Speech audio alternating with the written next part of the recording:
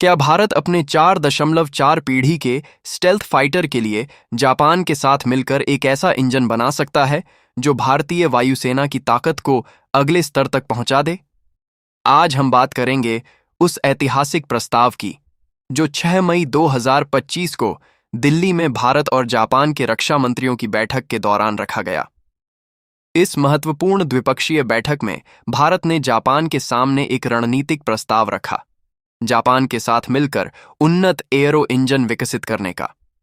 यह पहल सीधे तौर पर भारत के महत्वाकांक्षी advanced medium combat aircraft AMCA कार्यक्रम से जुड़ी हुई है, जो भारत का पहला स्वदेशी 4.4 पीढ़ी का स्टेल्थ फाइटर जेट होगा। यह प्रस्ताव भारत की उस इच्छा को दर्शाता है जिसमें वह अपने भविष्य के फाइटर जेट्स को सबसे अत्याधुनिक तकनीक से लैस करना चाहता है। इस चर्चा में जिस इंजन की सबसे ज्यादा संभावना जताई जा रही है वह है जापान का अत्याधुनिक IHI XF9 इंजन। यह इंजन जापान की सरकारी agency acquisition technology logistics agency ATLA और IHI कॉरपोरेशन द्वारा विकसित किया गया है। XF9 को जापान के अगली पीढ़ी के फाइटर प्रोग्राम के लिए डिजाइन किया गया है और इसकी क्षमताएं भारत के AMCA प्रोजेक्ट के लिए पूरी तरह अनुकूल दिखाई देती हैं। 2018 में जापान के ATLA द्वारा जारी आंकड़ों के अनुसार XF9 का प्रोटोटाइप इंजन 11 टन यानी लगभग 107 किलो न्यूटन की मिलिट्री थ्रस्ट देता है। आफ्टरबर्नर के साथ यह 15 टन यानी लगभग 147 किलो न्यूटन की ताकत उत्पन्न कर सकता है। सबसे खास बात यह है कि XF9 को मॉड्यूलर और स्केलेबल डिजाइन के साथ तैयार किया गया है, जिससे इसकी थ्रस्ट क्षमता को जरूरत अनुसार बढ़ाया या घटाया जा सकता है।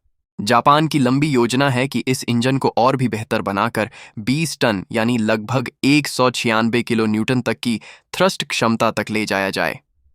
इस स्तर की थ्रस्ट क्षमता आज के समय में केवल कुछ ही आधुनिक लड़ाकू विमानों में उपलब्ध है, जैसे अमेरिका का F-22 रैप्टर या चीन का J-20। अगर यह स्तर हासिल होता है तो AMCA जैसे हाई परफॉर्मेंस फाइटर के लिए यह इंजन आदर्श हो सकता है। AMCA भारत का अब तक का सबसे महत्वाकांक्षी फाइटर जेट प्रोग्राम है, जिसे DRDO और हिंदुस्तान एरोनॉटिक्स लिमिटेड HAL मिलकर विकसित कर रहे हैं। यह विमान न केवल स्टेल्थ टेक्नोलॉजी से लैस होगा, बल्कि इसमें super cruise, high thrust to weight ratio और कम थर्मल सिग्नेचर जैसी खूबियां भी होंगी। भारत इस विमान को 2030 के आसपास भारतीय वायुसेना में शामिल करने की योजना बना रहा है। AMCA के पहले प्रोटोटाइप्स में अमेरिका का GE F414 इंजन लगाया जाएगा, जो 98 किलो न्यूटन थ्रस्ट प्रदान करता है। हालांकि यह एक अस्थायी समाधान है। भारत की योजना है कि अंतिम उत्पादन संस्करणों में 110 से 130 किलो न्यूटन की थ्रस्ट क्षमता वाला एक ज्यादा शक्तिशाली इंजन इस्तेमाल किया जाए। XF9 या उसका कोई अनुकूलित संस्करण इस आवश्यकता को पूरा करने के लिए एक उपयुक्त विकल्प बन सकता है।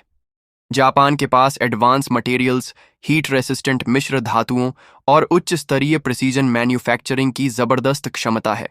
अगर भारत जापान के साथ मिलकर XF9 जैसे इंजन पर काम करता है तो यह भारत के एरो इंजन क्षेत्र में दशकों पुराने तकनीकी अंतर को भर सकता है।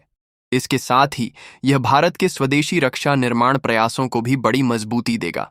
इससे पहले भारत ने अमेरिका, फ्रांस और ब्रिटेन के साथ भी इंजन सहयोग की बातचीत की थी, लेकिन किसी ठोस परिणाम पर नहीं पहुंचा जा सका।